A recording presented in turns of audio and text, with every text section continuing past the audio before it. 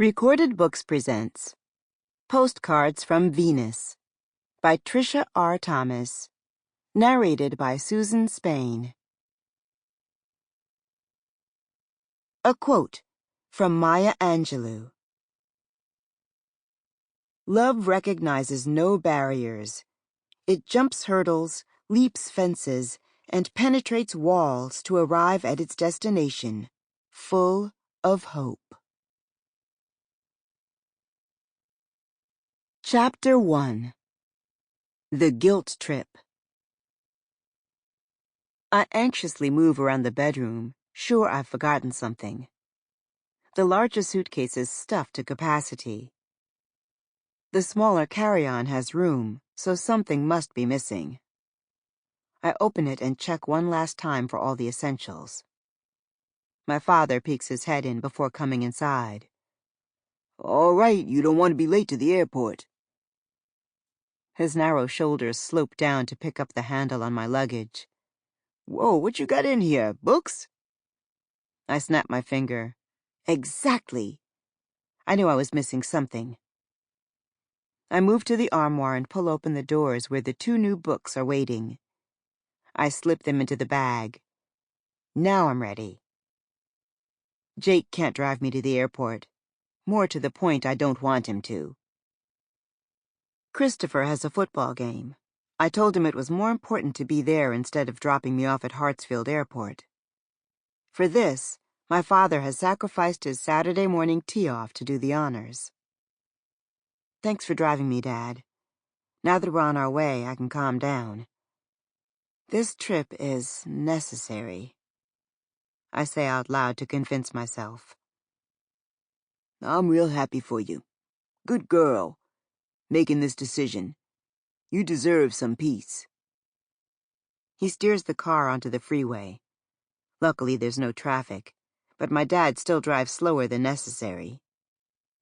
His goal is to spend some alone time with me, an opportunity we don't get often. Just promise me when you get there you'll relax and do some praying. I know I've never been the religious one between your mom and me, but I believe in prayer. There's power in thought. Positive thought. And how can you be negative when you're talking to the big man upstairs? He only wants us to be happy. Nothing wrong with that. Yeah, I say without much intention. I can promise nothing except there's a good chance I may not come back at all.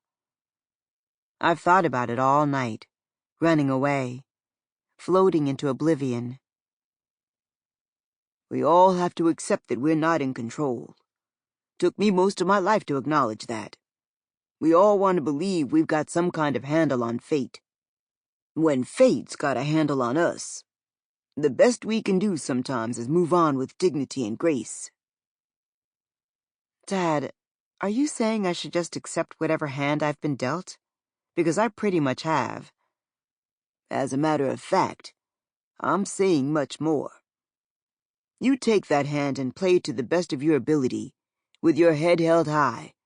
Then you leave the rest on the table to play out the way it's meant to. I take his resting hand and squeeze. Thanks, Dad. You've made me feel a whole lot better. I mean it. I do see your point. I reach inside my purse and take out the sheet of paper Jake had thrown away.